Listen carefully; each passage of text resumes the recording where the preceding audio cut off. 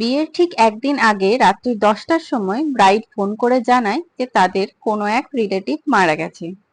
এটা শোনার পর আমি তো জাস্ট আকাশ থেকে পড়ি।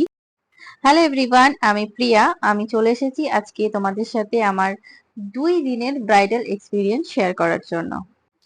আজকের আমার ব্রাইড ছিল বাসুদেবপুর বলে একটা গ্রামে, যেটা পাণ্ডবেশ্বর থেকে অনেকটাই যেতে হয়। শুরুতেই যেমনটা বললাম যে আগের দিন ফোন করে ও আমাকে জানায় যে ওদের কোনো একটা রিলেটিভ মারা গেছে, তাই প্রথমে যে বাড়িতে সাজবার কথা ছিল ও সেই বাড়িতে সাজতে পারছে না। যেহেতু ওর গায়ে হলুদ এবং ক্ষীর খাওয়া আগের দিন হয়ে গিয়েছিল, তাই ওর বিয়েটা নাকি হচ্ছে। আচ্ছা, বলো একটু তুমি কিরকম কি সাজতে চাও? তুমি তোমার মতো করে সাজিয়ে দিও, শুধু কলকাতার মধ্যে একটু রেড রেখো। কলকার মধ্যে একটু রেড টাচ রাখবো। Lipstick lipstick red red. এমনি আই মেকআপের কোনো ডিমান্ড? না, আমার কোনো ডিমান্ড নেই, তুমি তোমার মতো করে সাজিয়ে দিও। ওকে ওকে, চলো তাহলে স্টার্ট করি। এই হচ্ছে আমার আজকের মিষ্টি ব্রাইড রিয়া। ভীষণ ভালো মেয়ে, ভীষণ ভালো ব্যবহার। মানে এত ভালো ব্যবহার আমি আমার এত বছরের কেরিয়ারে খুব কমই পেয়েছি। বলবো না যে খুব খারাপ এক্সপিরিয়েন্স আছে, তা কিন্তু না, কিন্তু এরকম ব্যবহারও খুব কম পেয়েছি। ডেটটা ছিল মে মাসের 9 তারিখে। বাইরে অনেক ঝড় বৃষ্টি হচ্ছিল, বারবার কারেন্ট চলে যাচ্ছিল, আমাকে তারই মধ্যে ওকে রেডি করতে হয়েছে। অবশ্য আমি যথেষ্টই টাইম পেয়েছি ওকে সাজানোর জন্য, আমাকে কেউ কোনো তাড়াহুড়ো করেনি এবং ও আমাকে বলেছিল দিদি তুমি ধীরে সুস্থেই সাজাও, কোনো অসুবিধা নেই।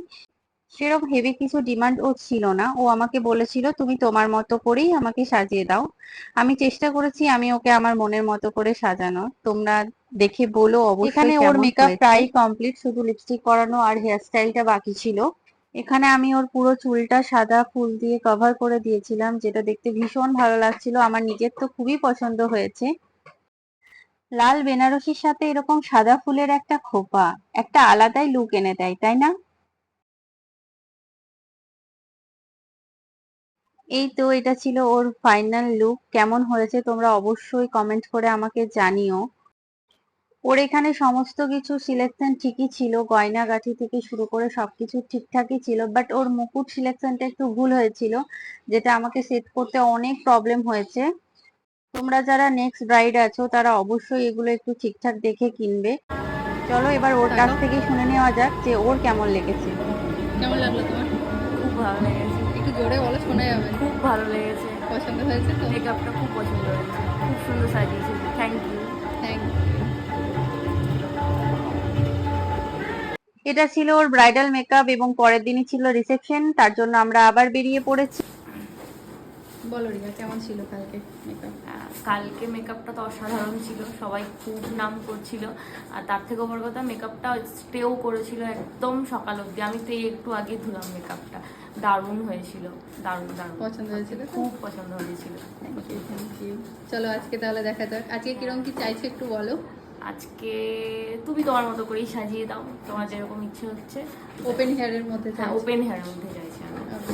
আর কপালে ছোট্ট একটা কলকা থাকবে। ছোট্ট একটা কলকা। তো এই ছিল ওর আগের দিনের মেকআপের রিভিউ, যেটা তোমরা শুনতেই পেলে যে ওর মেকআপটা পরের দিন সকাল অবধি স্টে করেছিল। আমি যখন ওকে সাজাতে পৌঁছাই তখন ঘড়িতে বাজে প্রায় 3টে। গরমকালের দিনে এটা একটা টেনশন থাকে যে মেকআপটা লং লাস্টিং করবে কিনা। যাই হোক, আমিও শুনে খুব খুশি হলাম যে মেকআপটা ওর এতক্ষণ স্টে করেছে।